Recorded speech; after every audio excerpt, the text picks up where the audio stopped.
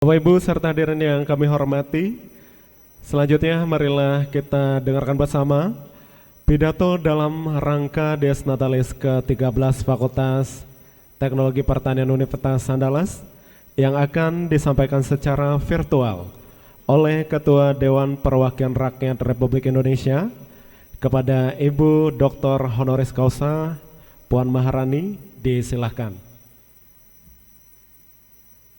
Assalamualaikum warahmatullahi wabarakatuh. Salam sejahtera bagi kita semua. Yang saya hormati segenap sivitas akademika Universitas Andalas, terutama di Fakultas Teknologi Pertanian. Hadirin yang berbahagia. Beberapa waktu lalu umat muslim Indonesia baru saja merayakan Hari Kemenangan. Saya ucapkan selamat Hari Raya Idul Fitri 1442 Hijriah. Mohon maaf lahir dan batin. Saya sudah rindu ingin ke Sumatera Barat. Insya Allah nanti selesai pandemi COVID-19, kita bisa bertemu tatap muka di Sumatera Barat ataupun di Padang. Pertanian adalah soal hidup matinya sebuah bangsa. Peran strategi sektor pertanian tampak dari kemampuannya dalam menyediakan kebutuhan pangan, pakan, serat, dan energi. Keempatnya, menjadi bagian yang signifikan untuk menopang hidup masyarakat agar sehat, layak, bermartabat, dan berkelanjutan. Berbagai aktivitas dalam sektor pertanian untuk menyediakan kebutuhan tersebut, baik sisi hulu, on-farm, maupun hilir, dapat memberi efek pengganda yang besar, sehingga mengungkit perkembangan ragam usaha agribisnis, termasuk pula agroindustri, melalui nilai tambah dan penyerapan tenaga kerja. Sektor pertanian juga memiliki daya serap tenaga kerja yang tinggi. Pada periode 2010-2019, sektor pertanian, kehutanan, dan perikanan merupakan sektor dengan daya serap tenaga kerja terbesar, yaitu 32,96% setiap tahunnya. Lebih tinggi dibanding sektor perdagangan yang sebesar 18,69% dan sektor industri pengolahan yang sebesar 13,94%. Bahkan pada saat pandemi COVID-19, sektor pertanian menyerap tenaga kerja yang merupakan imbas dari rasionalisasi tenaga kerja oleh perusahaan. Dari data BPS Agustus 2020 terlihat bahwa tenaga kerja di sektor pertanian mencapai 38,22 juta orang atau naik 7,82% dibandingkan periode yang sama tahun sebelumnya. Selain itu, sektor pertanian merupakan sektor yang berkontribusi sangat besar dalam mendorong pertumbuhan ekonomi nasional. Pada periode 2010 sampai 2019, sektor pertanian berkontribusi rata-rata sebesar 12,22% per tahun terhadap kue ekonomi nasional. Ini adalah urutan kedua terbesar setelah sektor industri pengolahan yang berkontribusi sebesar rata-rata 20,9% setiap tahunnya. Hadirin sekalian, mengingat pentingnya sektor pertanian dalam meningkatkan kesejahteraan rakyat Indonesia, maka harus menjadi perhatian kita semua tentang beberapa masalah yang masih dihadapi di sektor ini. Beberapa waktu lalu, saya sempat bersama-sama dengan Presiden mengunjungi kegiatan panen raya di Malang, Jawa Timur. Di situ kami mendengar berbagai aspirasi dari para petani. Di tengah sawah, saya berbicara dengan para petani. Saya mendengar dan mencatat hambatan-hambatan yang mereka alami. Mulai dari persoalan bibit, pupuk, alat-alat, penjualan, dan sebagainya.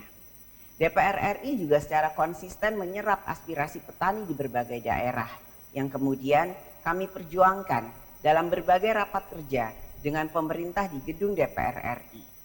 Dalam ruang lingkup fungsi legislasi, pengawasan, dan anggaran DPR RI. Salah satu permasalahannya adalah tentang kesejahteraan petani. Sebab meskipun pertanian adalah sektor yang menentukan kesejahteraan banyak orang, namun disayangkan ada ironi bahwa tingkat kesejahteraan petani sendiri masih menghadapi berbagai macam tantangan. Bahkan seringkali keuntungan petani lebih kecil dari pelaku ekonomi lain dalam rantai distribusi atau rantai nilai hasil pertanian. Sebagai contoh, adalah rantai ekonomi untuk komoditas beras. Menurut Komisi Pengawasan Persaingan Usaha, pada tahun 2017 dalam perdagangan beras, seringkali keuntungan terbesar justru dirasakan oleh para pemain yang ada di tengah rantai niaga. Sementara petani yang bekerja paling keras hanya memperoleh untung sedikit atau bahkan justru merugi. Ada juga persoalan perubahan iklim yang mengganggu jadwal tanam dan potensi hasil produksi. Kemudian ada juga persoalan rata-rata usia petani yang sudah mulai menua, yaitu sekitar 48% petani Indonesia berusia 45 hingga 64 tahun. Hadirin yang berbahagia, dalam kesempatan ini saya ingin mengingatkan 3 hal yang perlu kita perhatikan untuk membangun pertanian Indonesia, terutama hal-hal yang dunia pendidikan tinggi bisa berperan besar dalam menyelesaikannya.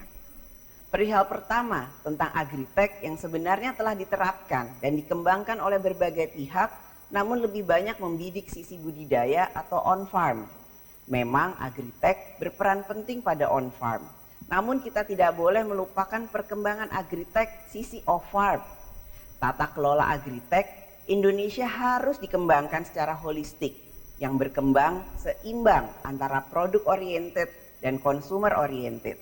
Sebagai contoh, perlu adopsi teknologi informasi dan komunikasi (TIK) untuk mengakselerasi nilai dari perbaikan supply chain, sehingga diharapkan mengatasi berbagai kasus seperti pasokan yang menumpuk, distribusi terhambat dan lama, hingga harga yang diterima petani atau nelayan yang relatif rendah. Salah satu wujud nyatanya adalah dengan smart farming. Smart farming ini mengacu kepada konsep pertanian inovatif menggunakan perangkat pintar yang terhubung ke internet guna mengendalikan sistem pertanian. Perangkat pintar tersebut didukung oleh big data, layanan data berbasis cloud, biometrik ternak, robot pertanian, global positioning system, internet of things, drones, dan sensor. Smart farming akan membantu para petani mengurangi upaya manualnya, memaksimalkan penggunaan sumber daya, dan meningkatkan produksi tanaman, ternak, dan ikan. Perihal kedua, penting bagi kita untuk menumbuhkan dan menguatkan koperasi petani. Dalam pasal 69 ayat 1 Undang-Undang Nomor 19 Tahun 2013 tentang perlindungan dan pemberdayaan petani sudah dituliskan bahwa pemerintah dan pemerintah daerah sesuai dengan kewenangannya berkewajiban mendorong dan memfasilitasi terbentuknya kelembagaan petani dan kelembagaan ekonomi petani. Dan pada pasal 80 ayat 2 undang-undang tersebut dituliskan bahwa salah satu bentuk badan usaha milik petani yang dimaksud adalah koperasi. Sayangnya saat ini proporsi koperasi petani hanya mencapai 7,96% dari total koperasi yang ada. Dari sisi jumlah keanggotaan, jumlah petani hanya 1,62% dari total keseluruhan yang mencapai 26,2 juta orang. Padahal koperasi dapat menjadi salah satu solusi bagi petani. Karena dengan menguatnya koperasi petani, maka dapat terbangun jembatan penyelesaian permasalahan yang dihadapi oleh petani, baik itu modal, sumber daya manusia, teknologi pemasaran, dan permasalahan lainnya. Hal ketiga yang saya ingin sampaikan adalah tentang regenerasi petani. Seperti yang tadi sudah saya sampaikan, bahwa rata-rata usia petani mulai menua. Apa jadinya Indonesia jika tidak memiliki petani? Tentu kedaulatan bangsa kita akan terkikis karena Indonesia tidak bisa berdaulat pangan tanpa adanya petani. Maka menjadi tugas bersama kita untuk membuat profesi petani sebagai salah satu profesi yang didambakan generasi muda. Dalam semangat membangun pertanian Indonesia, DPR RI sudah mensahkan Undang-Undang Nomor 22 Tahun 2019 tentang Sistem Budidaya Pertanian Berkelanjutan. Undang-undang tersebut bertujuan untuk meningkatkan dan memperluas penganekaragaman hasil pertanian guna memenuhi kebutuhan pangan, sandang, papan, kesehatan, industri dalam negeri, dan memperbesar ekspor, meningkatkan pendapatan dan taraf hidup petani, serta mendorong perluasan dan pemerataan kesempatan berusaha dan kesempatan kerja.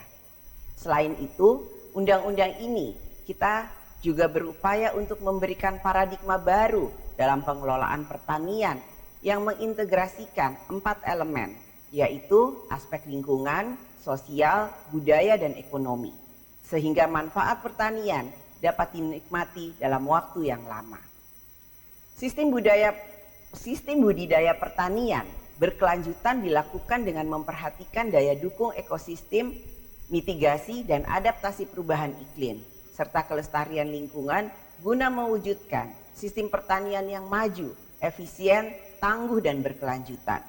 Hadirin sekalian yang berbahagia, besar harapan rakyat bahwa dunia pendidikan tinggi menjadi tempat lahirnya ide-ide yang dapat memajukan sektor pertanian kita.